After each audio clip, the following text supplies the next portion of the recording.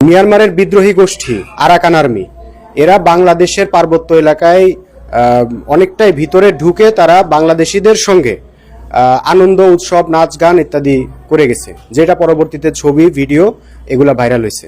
এখন বাংলাদেশের বর্ডার পার হয়ে মিয়ানমারের একটা বিদ্রোহী সশস্ত্র গোষ্ঠী তারা বাংলাদেশের ভিতরে ঢুকে এ ধরনের একটা আনন্দ উৎসব করে তারা আবার চলে গেল। এত তারা সুযোগটাই বা কিভাবে পেল আর সাহসটাই বা কিভাবে পেল? এই যে সুযোগ এবং সাহস, এই দুটি কথার জবাব দিতে হলে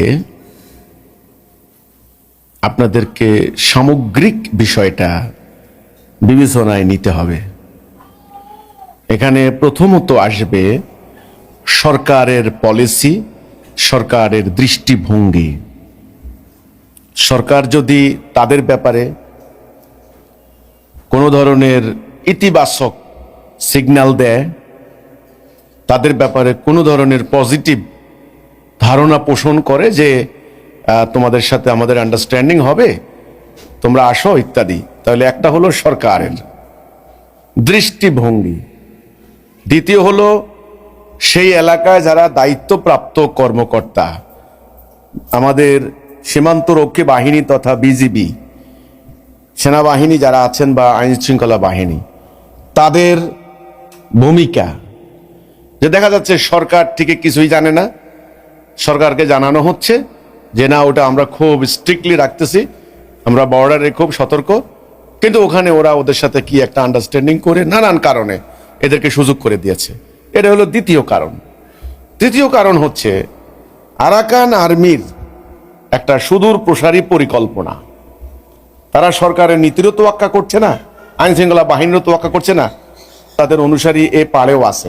এরা এদের সঙ্গে হাত মিলিয়ে একটা পরিস্থিতি সৃষ্টি করার জন্য এই ধরনের কর্মসূচি তারা পালন করছে। এই তিনটা কারণ হতে পারে।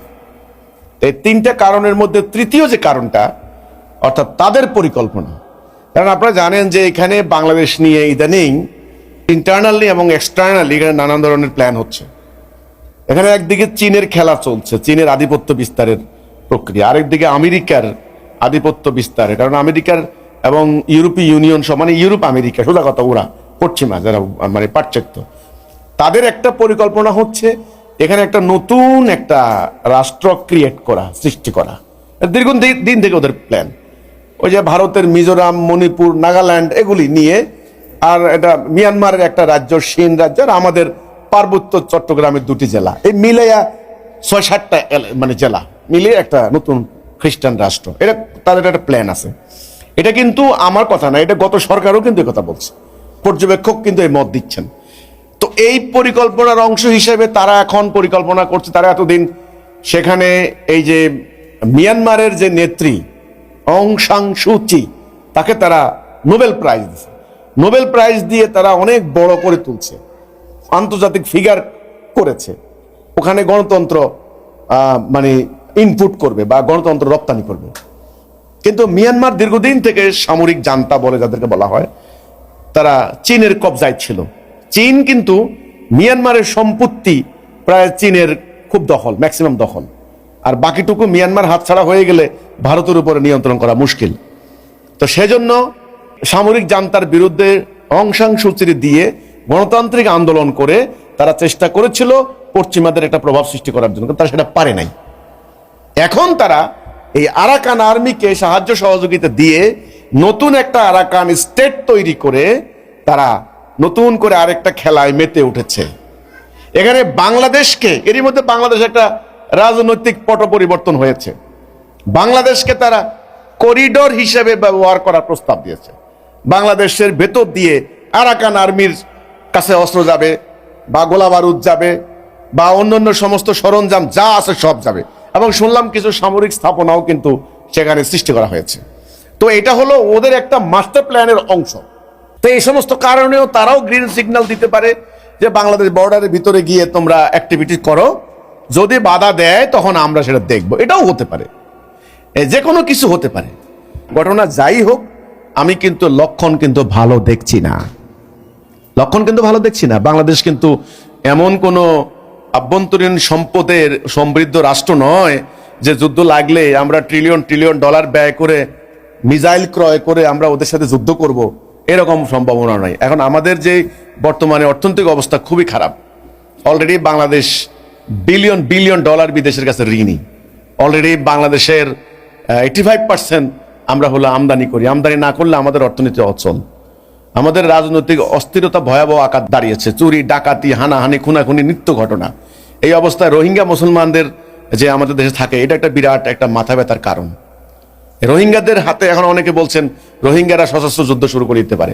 সশস্ত্র যুদ্ধ করলে মাটি ব্যবহার করবে বাংলাদেশের মাটি। তো এখান থেকে তারা যদি যুদ্ধ করতে ওখানে যায়, তাহলে আমাদেরকে দায়ী করবে। আমাদেরকে দায়ী করলে আমাদের উপরে এবার যে কোনো আক্রমণ করতে তারা লাইসেন্স পেয়ে যাবে।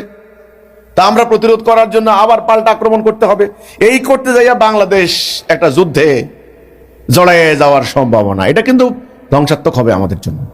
এটা লক্ষণ কিন্তু ভালো না। এটা এই ব্যাপারে সরকারের শক্ত ভূমিকা নেওয়া দরকার।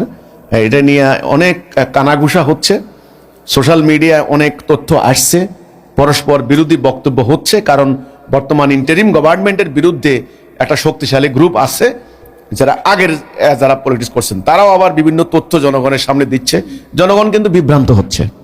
এই জন্য জনগণের বিভ্রান্তি দূর করার জন্য সেখানে আসলে কি হচ্ছে একটা নিরপেক্ষ সঠিক অবস্থা আমি মনে করি জাতির সামনে তুলে ধরা দরকার। এই ক্ষেত্রে আমি হিজবুত তৌহিদের ভাই বোনদেরকে বলতে চাই, আপনারা যে আদর্শের প্রচার করছেন এটা নিয়ে জনগণকে সতর্ক করেন, তাড়াতাড়ি একটা আদর্শের উপর ঐক্যবদ্ধ করেন।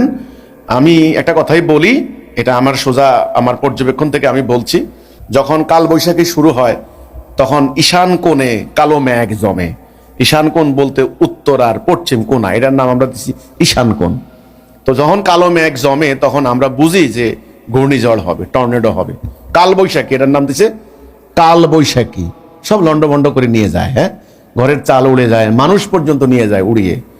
তা আমি এখন বাংলাদেশে দেখতে পাচ্ছি দক্ষিণ পূর্ব কোণে কালো মেঘ জমেছে, কালবৈশাখী শুরু হওয়ার সম্ভাবনা।